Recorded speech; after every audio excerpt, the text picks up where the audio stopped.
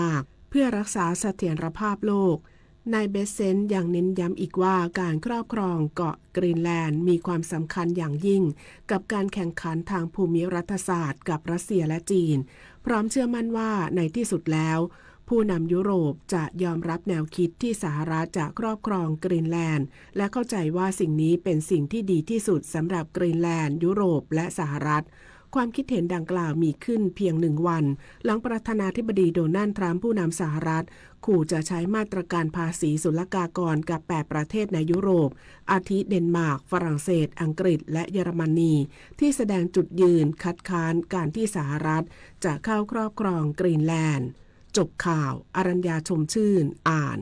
รับฟังข่าวครั้งต่อไปเวลา 15 นาฬิกาค่ะ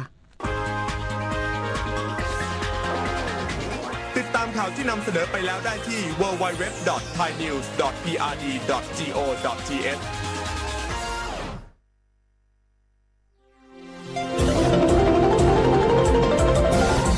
วิทยุแห่งประเทศไทย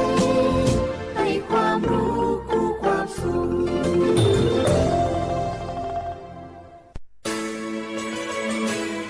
สถานีวิทยุกระจายเสียงแห่งประเทศไทยจังหวัดเชียงใหม่ AM 1476 กิโลเฮิรตซ์สถานีวิทยุภาคภาษาชาติพันธุ์แห่งเดียวในประเทศไทยที่มีความทันสมัยเชื่อถือได้สร้างอัตลักษณ์กลุ่มชาติพันธุ์สู่สากล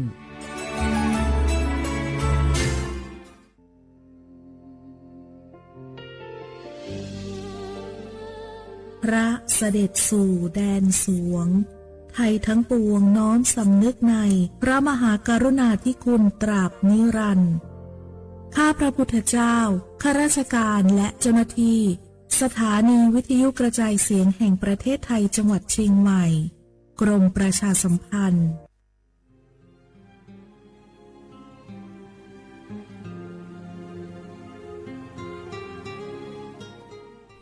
This is a moment of profound grief for the Kingdom of Thailand. We, the collective voices of Radio Thailand Chiang Mai, join the Thai nation in mourning the passing of our beloved Queen Martha, Her Majesty Queen Sirikit. Her life was a testament to the unwavering service,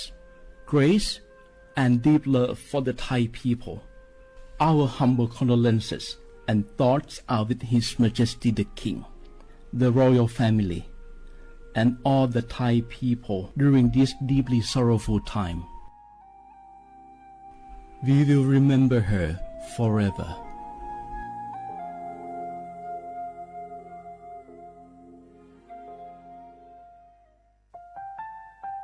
วานูลิซูชี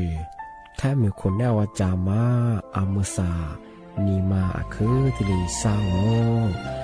วานูวัตมาอาคือเฟมากูวัตุวามาที่ลิชิควาลิปดูแท้มีคนแนวจามาวานูลิซูชีจะขวาจับโวอามาคือตาโหเลเลที่ลินีมาจาจานีมาที่ลิซาจาโง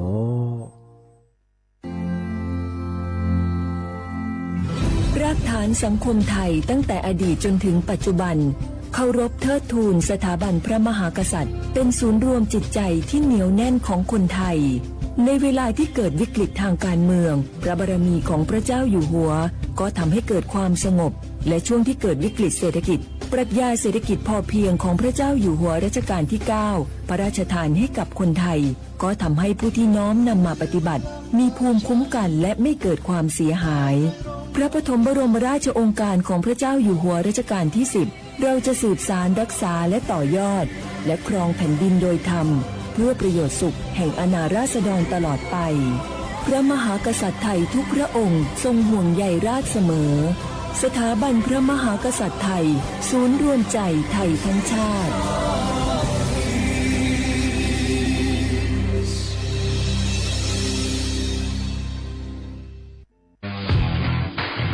รัฐบาลไทยประกาศสงครามสแกมเมอร์รัฐบาลจึงได้ประกาศสงครามกับสแกมเมอร์ในฐานะที่สแกมเมอร์เป็นวาระแห่งชาติและในวันนี้ผมก็ได้ใช้โอกาสนี้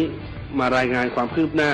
และเน้นย้ำถึงสิ่งที่เราต้องร่วมกันทำต่อไปรัฐบาลได้จัดตั้งคณะกรรมการอำนวยการป้องกันและปราบปรามอาชญากรรมทางเทคโนโลยีขึ้นมา โดยมีผมเป็นประธานด้วยตนเองเพื่อให้ทุกหน่วยงานทำงานไปในทิศทางเดียวกันเราได้มีการลงนามบันทึกความเข้าใจระหว่าง 15 หน่วยงานหลักทั้งภาครัฐและภาคเอกชนตลอดจนสถาบันการเงินเพื่ออุดช่องโหว่ทางการเงินและตัดเส้นทางเงินของกระบวนการอาชญากรรมเหล่านี้ให้สิ้นซากรวมพลังคนไทยต้านภัยสแปมเมอร์นายอนุทินชาญวีรกูลนายกรัฐมนตรี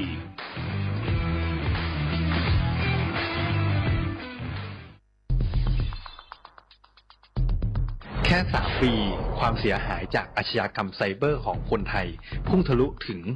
94,000 ล้านบาทหรือเฉลี่ยปีละ 30,000 ล้านบาททุก1 ชั่วโมงเราเสียเงินกว่า 3.4 ล้านบาทให้กับมิจฉาชีพออนไลน์โจรไม่เห็นใจคนอาชีพไหนอายุเท่าไหร่สถานะทางการเงินแบบใดหมอพ่อค้านักธุรกิจนักเรียนแม่บ้านข้าราชการเกษียณทุกคนตกเป็นเหยื่อได้เสมอและวันหนึ่งอาจเป็นคุณหรือคนที่คุณรักเพราะจุดอ่อนร่วมของเหยื่อคือความเร่งรีบขาดสติหรือแม้แต่บางครั้งก็เกิดความโลภจนเกินไปอย่าปล่อยให้การกดคลิกเดียวลิงก์เดียวทำให้โจรยิ้มกว้างวันนี้ถึงเวลาแล้ว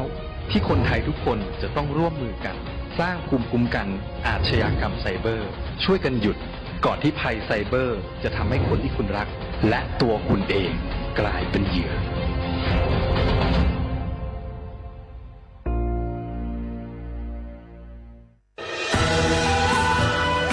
จากศาลากลางจังหวัดน่านหลังเก่าพัฒนาสู่การเป็นศูนย์การเรียนรู้นันทศิษย์ป่าคารโดยมูลนิธิรักป่าน่านนับเป็นพระมหากรุณาธิคุณที่สมเด็จพระกนิษฐาธิราชเจ้ากรมสมเด็จพระเทพรัตนราชสุดาสยามบรมราชกุมารีได้พระราชทานนามนันทศิษย์ป่าคารอันหมายถึงอาคารแห่งความรู้ทุกแขนงของจังหวัดน่านภายในประกอบด้วยห้องนิทรรศการเฉลิมพระเกียรติรัชกาลที่ 9 แสดงพระราชประวัติและพระราชกรณียกิจของพระผู้ทรงเป็นพลังแห่งแผ่นดินและต้นแบบของความเพียรรถพระที่นั่งอนุสรณ์แห่งการเสด็จเยี่ยมราษฎรในถิ่นทุรกันดารทั่วทุกภูมิภาคของไทยพิพิธภัณฑ์ศาลากลางจังหวัดน่านความทรงจำของอาคารหลังเก่าและการอนุรักษ์สิ่งสำคัญของเมืองน่านเทคโนโลยีกับมนุษย์จุดประกายความคิดสร้างสรรค์สู่การสร้างนวัตกรรมในอนาคตน่านซิมูเลชันแนวทางจัดการขยะที่ยั่งยืนเพื่อตระหนักถึงผลกระทบต่อสังคมเศรษฐกิจและสิ่งแวดล้อมห้องสมบัติน่านย้อนรอยสู่อดีตและความรุ่งเรืองของนครน่านผ่านเงินตราเครื่องเงินและผ้าทองเปิดให้เข้าชมฟรีไม่มีค่าใช้จ่ายตั้งแต่เวลา 9 นาฬิกาถึง 17 นาฬิกาหยุดทุกวันจันทร์และวันนักขัตฤกษ์มาร่วมอนุรักษ์สืบสานสร้างสรรค์ศิลปะวัฒนธรรมและวิทยาศาสตร์ของเมืองน่านคุณค่าที่น่าภาคภูมิใจ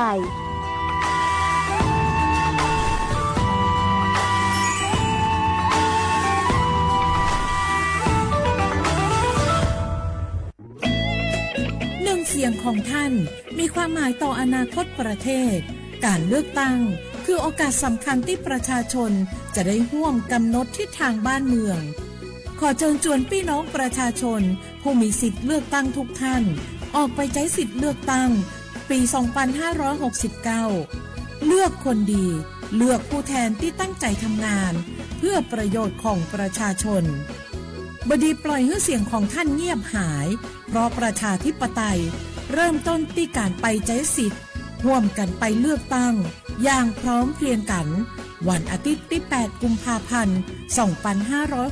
2569 8 โมงเช้าถึง 5 โมงแลงใช้สิทธิ์ใช้เสียงเพื่ออนาคตของประเทศไทย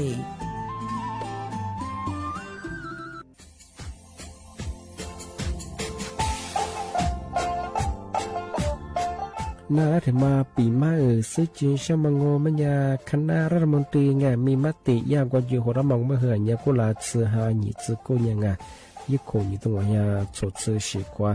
ย่าไปรับมองเมื่อเหือแก้ไขปัญหาไงสถานะอาทิตย์ยังเหือสารชาไงเอาถ้าเป็นคนนี้ว่าจะส่งไงอธิบายที่ยากกฎหมายถือว่าไปรับมองเมื่อเหือไงมาตราที่17ไงแห่งพระราชบัญญัติคนเข้าเมืองไงพ พอสองงไม่อยากให้คนอยากให้หนีตัวเนี่ยหนีซึ่งหนีกวางกันเท่าโวถ้ามีคนเนี่ยว่าจุลาโซอาทิตย์เนี่ยคือมือจ้าจางโง่เป็นยังไงอาทิตย์เนี่ยว่ามีทะเบียนประวัติเธอถูกต้องอยู่ไงอาทิตย์แบบว่าสารว่ายื่นขอสถานะไงคนต่างด้าวเข้าเมืองโดยชอบด้วยกฎหมายที่ดียินหน้าบุรุษงาอาทิตย์ทยากฎหมายถูกว่าบรรดามาเพื่อไงมาตราที่7 ทวีไงแห่งพระราชบัญญัติไงสัญชาติยึดขวงงบไปเฮอพศยังไง2508ไงเอาถ้ามีคนได้ว่าเฮอตาซุงโงไม่ยังไงอาทิตย์ยังเฮออาบามันก็จะเฮออามาไงเอาว่าอยู่ในทะเบียนประวัติบุคคลไงอาทิตย์แบบว่าไม่มีสถานะทางทะเบียนมาจุบเฮอสามารถยื่นขอสัญชาติไทยที่กรุงเทพมหานครไงยื่นที่สำนักบริหารการทะเบียนกรมการปกครองอาทิตย์ไม่เราส่วนต่างจังหวัดจะสุบเฮอว่ายื่นต่อในอำเภอตานภูมิลำเนาไงปีขวานนแล้วก็จะแบบว่าอำเภอยี่ทียื้อชองยื้อเวลางูไม่ยายาว่าเวลาใช้กันยาขนาดถี่เนี่ยควานยีนวันยี่สิงอันนี้แบบเฮนี่มีกับพวกควานยีคือน้าเหียโชฮาหยิบกู้ยังไงยึดคนหยิบตัวเหียโฉดซื้อกู้ขอเสื้อเอาทีนี้ยื้อชองถึงมาปีใหม่ซื้อจีเช่าว่าเช่าข้าได้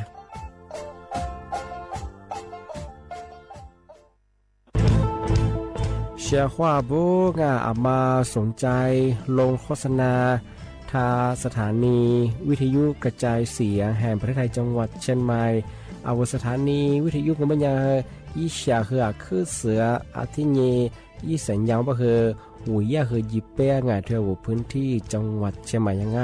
อาทิปัญญาอามาสนใจลงโฆษณาช่องบัญญัติติดต่อที่สวทเชียงใหม่ยิบเบอร์โทรบัญญัติคือ053-276-0685อาทิเย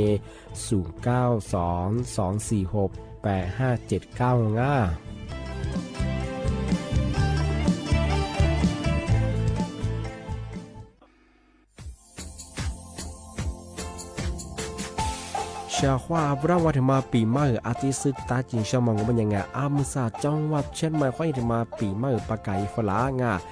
ที่5ที่นี่ของพวกค่อยยังว่า5 3次ที่นี่สังเกตคนอยู่ตรงนี้โฉดซื้อกูกว่ามาคืออาตุทัชโชดกับปากกับเมียนเดสพิอาลุมิโดขยันรัวจุดเปิดสัตว์ความแบบดิต้มแบบอาตุทัชโชบรังอาทิตย์ยาวพื้นที่หรือตัวจางงูเป็นยังก็ยาระบบไฟดีค่อยนี้มาอนุญาตอยู่ไม่คือมาคืออาตุทัชโชดรังอาทิตย์ยังปีว่าวัตถุสองงูเป็นยังฝ่าฝืนยังคือกลุ่มหมายและช่วยยาช่วยยาจรังอาทิตย์บ้างงูเป็นยังมาอาตุช่วยอาตุเบียพะมัวงูเป็นยังอาวุธโทแจ้งศูนย์อำนวยการแก้ไขปัญหาหมอกควันอาทิตย์คือฝุ่นละอองมาคือจังหวัดเชียงใหม่ยี่เบอร์โทรงูเป็นยัง053อาทิตย์112808หรือที่มางูเป็นยังสำนักงานประชาสัมพันธ์จังหวัดเชียงใหม่ก็ยังดีปีมากทีเดียวประกาศฝรั่งอันนี้ประกาศมาก็ตะวันเลยจะหลับฝรั่ง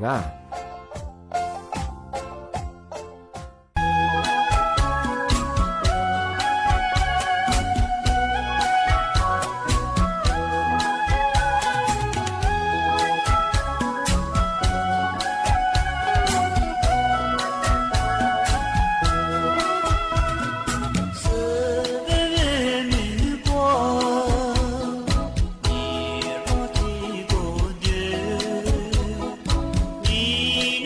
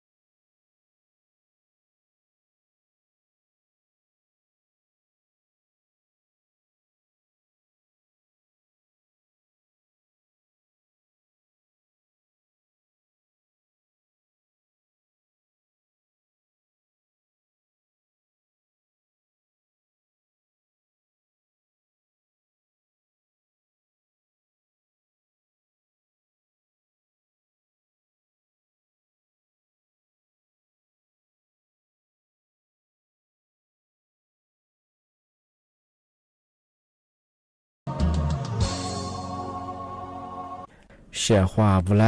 ขวาอามาซาเอาลิสุงโงโดซึตขวาเปลาโวงาเอาลิสุงโงโดจามังโงบัญญาโดกุญทาจิ้มหมายดังสถานีวิทยุกระจายเสียงแห่งประเทศไทยจังหวัดใช่ไหมว่าโดยจะถ้าวิทยุว่ามือจามังโงบัญญายี่ระบบญา AM ยี่ครึ่งความถี่โงบัญญาที่ตัวลิฮาชิจือโฉเฮกว่าโจญาเฮตัวหลังในแนวบัญญาเฮโฉโมขวานีจีโมติขวาโดที่โมล้อยานีโมขวานีซาโมกะนาทีเนียขวานีนาเนียเซที่ลิโดจะที่ท่าวFacebook ยี่เพลงว่าเฮสวทจุเยียเชียงใหม่ยา AM 1476กิโลเฮิรตซ์เนี่ยFacebook เฮที่ตุยน่าง่าวันนี้ซึ่งงงไม่ใช่คือนาทีเนี่ยขวานีนาเนียเซงทีเนี่ยมาคือนีขวานีเวลาดงง่าที่นี่ง่าที่มาเทเชอจะมาปีมากที่สุดจริงช่างเอามาใส่ยาสถิติไงส่วนยาอีกข้อมูลถึงยามามองว่าไม่ใช่คืองาเอาแทมิสุเฮที่กลุ่มมิชาชีแกนคอร์เซนเตอร์ก็จะมาคือมีอาชีพงาอาชีพผู้ดงมาเฮเอาชั่วโมงมาแบบแต่ก็ถือว่าเขายี่ข่าวยี่โดเฮหมว่าตัวนี้หมว่านาโจงอกลุ่มมิชาชีพแบบมาแกนคอร์เซนเตอร์แบบมาสแกนเมื่อแบบมางอหลังสมัครเข้าสู่ยาอาลีเกอยาลีเชื่อมาเขาเอาเขาหมวันนาจุบันยาเขาที่กระโดดแบบเขามาซื้อสิ่งไงอาทิตย์ควานยังเขามาทรีเบยองมาคือยังเขาเอายี่ข่าวยี่โดเฮนั่นนางแต่ก็ตัวแบบเขาเอาถ้าเจอเขาอยากขอทวมแบบผู้ใหญ่บ้านที่ประกาศที่ปีมามันคือจวงมาคือแต่ที่เอายี่ม้าดอกตาเนี่ยคือที่งานคนนั้นชอบงานอาจจะแบบน่าถึงยิ่งถึงเงี้ยเวลาพอจิตจุลงก็ไม่อยากคือเอาที่สุดต้องก็ไม่อยากคือไงส่วนลิเชื่อคือเอาคือยาแล้วมันจุดจะเชื่อไงทำไมถึงมางานที่ยิ่งที่มาที่เชื่อว่าถึงมาแต่ปีมาจำมาใช่ไงไม่ใช่มันว่ายี่ขาดทำว่าชั่วโมงทัวร์มาไงยี่คือผู้บ่าวว่าสารมาเนี่ยลายเนี่ยชีเฮเซที่สารปรองไงกันเนี่ยแบบที่กลุ่มมิชาชีที่ผู้มาไงทัวร์ฟลานี่งอนเนี่ยเจ้าหน้าที่งอรัฐบาลเป็นยังไงที่เนี่ยธนาคารเป็นยังเวลาปกครองที่ชุดเราอย่างไงเดี๋ยวแบบคือชั่วโมงมาเนี่ยคือย่ารัฐบาลหลักโซเป็นยังปกครองช่วยที่แบบงบปัญญากูเถอะปกครองชุดเราไม่เคยนี่แหละผู้บ่าวที่ลีจ้าเป็นยังไงรัฐบาลเขาเนี่ยชั่วโมงละที่แบบคือโน้ยข้อมูลเดียงที่อย่างโนบัญชีมางอนักฝาลาแบบงอบัตรมาที่เรียกที่แบบงบปัญญาคือยี่ละหาแต่แบบเป็นยังไงที่แบบยังเขาชั่วโมงยังคือยี่เขายี่ดูเขาหมอนะจงปัญญายากลุ่มมิชาชีหลักสมัครเข้าสมัยปกว่าเล็กๆเชื่อมาเล็กๆคือเรามาคืองายี่เขายี่ดูที่มันนะจงปัญญาคือที่มาคือที่กิเลสยังไงที่แบบชั่วโมงมาคือยังคือเจ้าหน้าที่รัฐบาลห้องเป็นยังคือจีจ่าเชื่อแบบคือข้อมูลกัมมาเรื่องบัญชีกัมมาละหาแบบมันว่ากันยาแบบสุดท้ายแบบเดียผู้บ่าวยี่สิเฮเซสแล้วมาคือเปิดที่เลยพี่สุดแต่กวงช่วงไงกันยาแบบซื้อเลยแบบเดียยังมาซ้ำอะไรยิ่งน่าช่วงไงที่ควานยังคือช่วงไงมาคือจางมันเป็นยังไงมีอันยังไม่ที่กลุ่มมิชาชีแก๊งคอร์เซนเตอร์มาคือที่ชั่วโมงที่ผมว่าคือว่าก็ที่เรียกว่าก็หลายอย่างยังไม่อยากสมมติผมอยากคือยี่ข่าวยี่ดูเขามาหมอนาจุดเป็นอย่างเขามาซื้อเป็นยี่ที่ก็หลายสิ่งไงเดี๋ยวแบบไงมาไงสมมติแล้วที่เรียกปีมาไงปีว่ามาเลเซียทัวร์ลาเลเซียเดลาเลเซียจะคือยังคือไทยเย่เป็นบางงานที่มาคือผู้สูงอายุเราคือแต่ที่ทำมาแจ้งเตือนไงเดี๋ยวแบบบางมาจุดสูงไงสมมติจุดสูงแบบที่เรียปีมาที่เรียบได้ไงจะแบบน่าเฮียมาเจ้าก็เป็นอย่างไงชั่วโมงนี้จะเจ้าเฮียร้านยังเอกสารเสียจะมากุเลเดียวที่เดียวเป็นยังไงมาคืออักขระฟูเอกสารทางเกิดบ้างงานมาคือแต่ที่เรียบได้ไงทำมายากที่แจ้งเตือนฝรั่งที่นี่ไงที่มาเจอเชื่อไงเชื่อว่าที่มาวุ่นช่องเส้นไหนไปน่าโชยยังไงวันเด็ดเห็นช่างจะเหนื่อยเห็นยี่ที่แบบเมื่อสั้นไหนคือเท่าสถานีลิสุงปากกว่าสถานีวิทยุว่าคือยา จัดงานวันเด็กที่ลีเหยืองา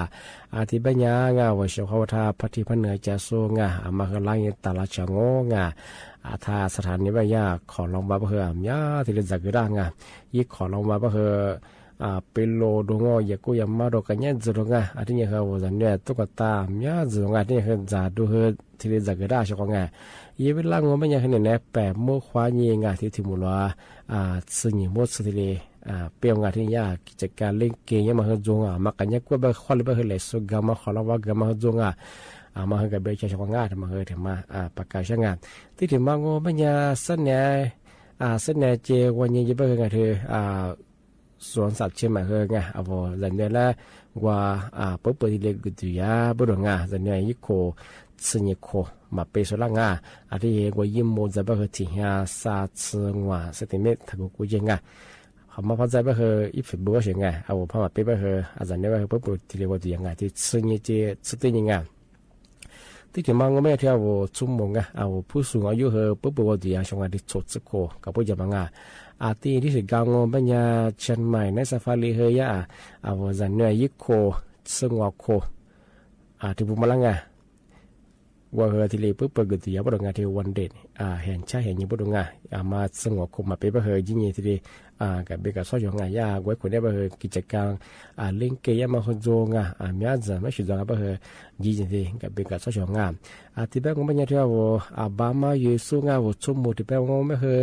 สันเนี่ยจริงวันนี้แบบงานว่าลิปลิมาจะเนี่ยชุดเราคุกับเบียงงไม่เนี่ยเฮ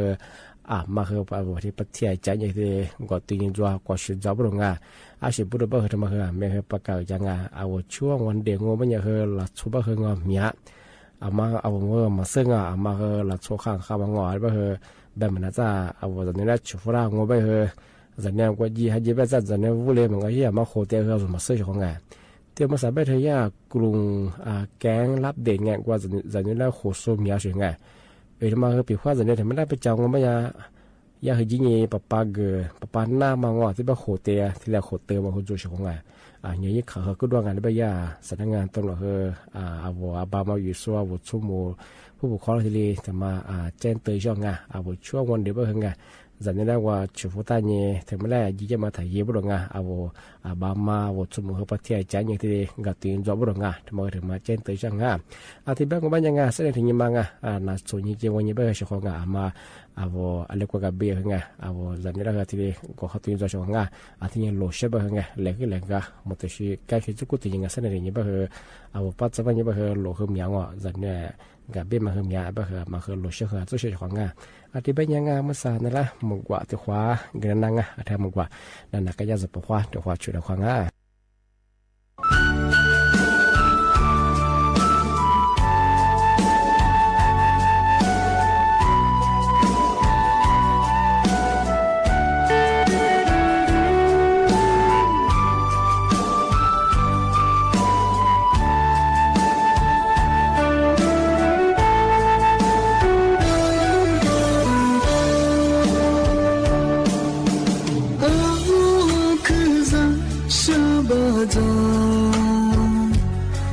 这次努力我冇买单，别的梦与你别顾不到，可我落叶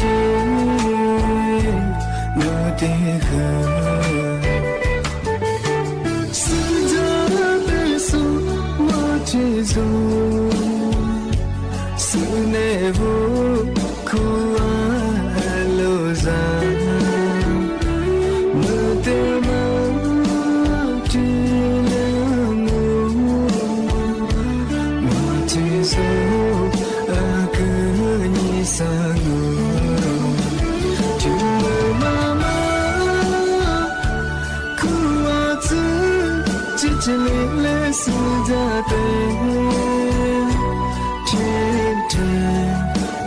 古董我马走，古亭贝壳的咱们，听不悲了，是你可以比我路，天雨在天，两笔情，两句。solo chila we sunja te ma chi chi nu chi zo zama ni ma sa ko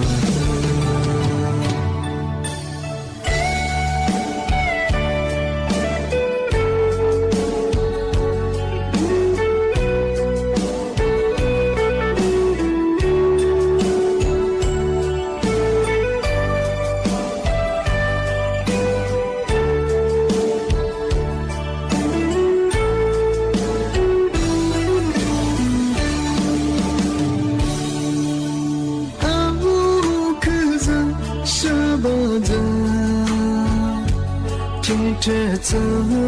nâng lấy hoa màu mà đa vì tiêu máu chỉ nhị đưa gu mà đau cô lưu dính lưu tì khờ sự giá tê su hoa trẻ su sự nề vu cô ra mơ tê mơ chỉ lỡ ngô mà chỉ dù cứ như xa ngô chừng mơ mà khu hoa chứ chỉ lệ sự ra tê thế thơ nhưng mà cứ đường hoa mà đâu bố thề bê cứ đi ra mơ chừng mơ bị lá chỉ để cứ nghĩ bị hoa lô trên đi ra thì nhớ đi chỉ nhớ đi solo chỉ lỡ sunja te ma chi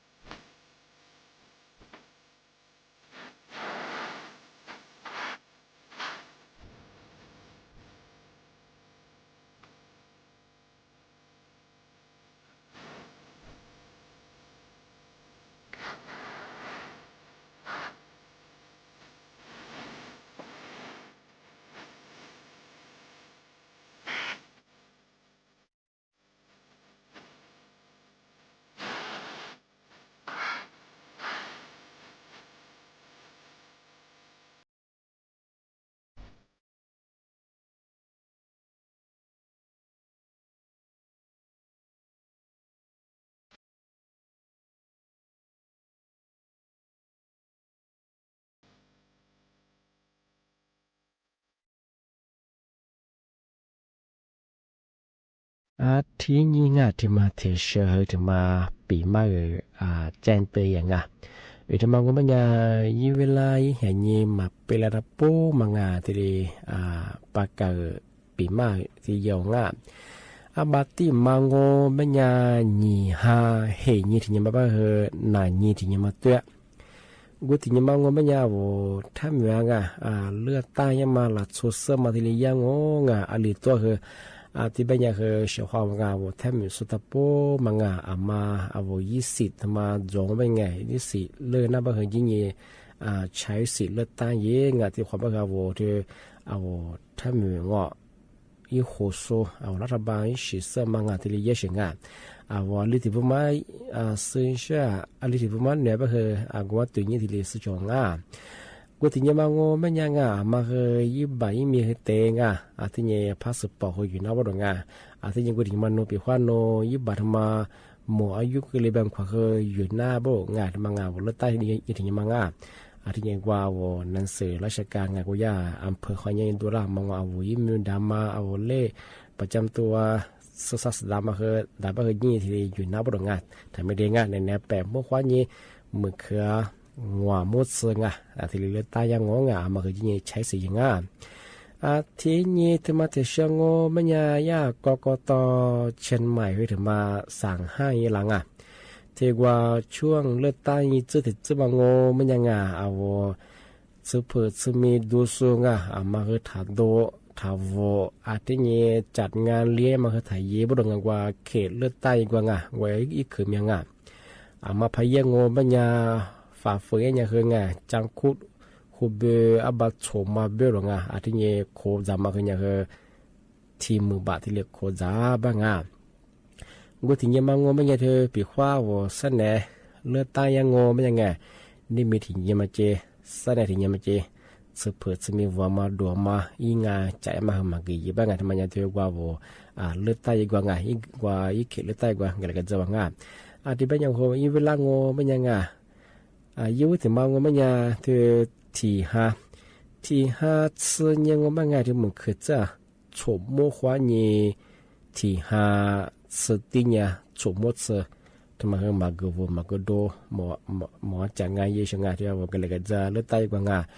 กูที่นี่มังไม่ยาเธอห้า次的呢ไม่เคยยาเลือดต้านอบตอยสิงที่ถือความมังไม่ยาที่ห้าสัตว์ที่ยังมันคือจะถูกมุกกับพวกคนนี้เธอที่ที่ยัง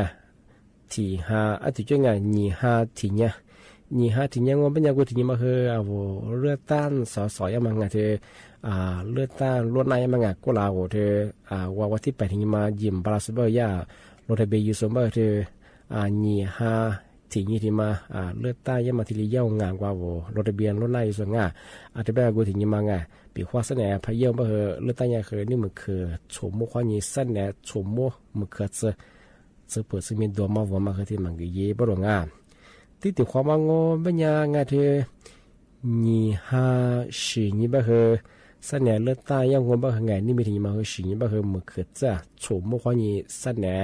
เลือดใต้ยังซึ่งมันคือชมมุจะสืบเปิดซึ่งมีวัวมาดมมาคือที่มันก็เย่บรองที่เป็นยังกูที่นี่มังเป็นยังวันที่8ที่มาคือมาคือยิ่งเลือดตาเย่แต่ไม่ได้ชาวกาทางเราเบกยุ่งยี่ใบมีเตะชาวกาที่เป็นคือชาวกามาคือมาเสือว่าที่ตัวนี้สุดยอดเรามาอยู่กว่าเรามามีอยู่ก็เบิ่งที่มาคือชาวดาว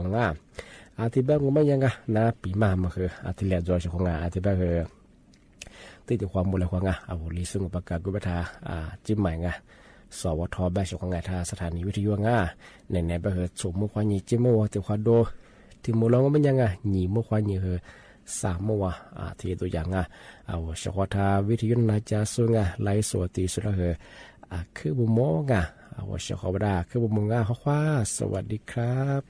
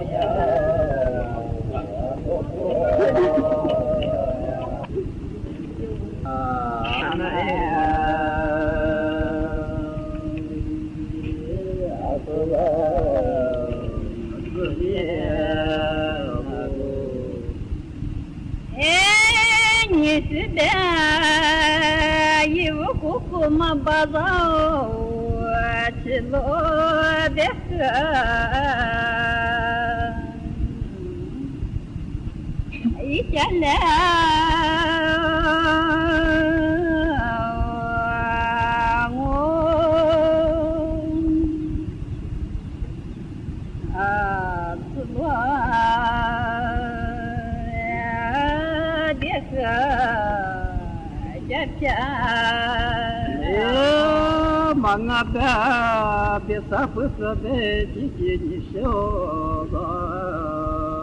no polo da sai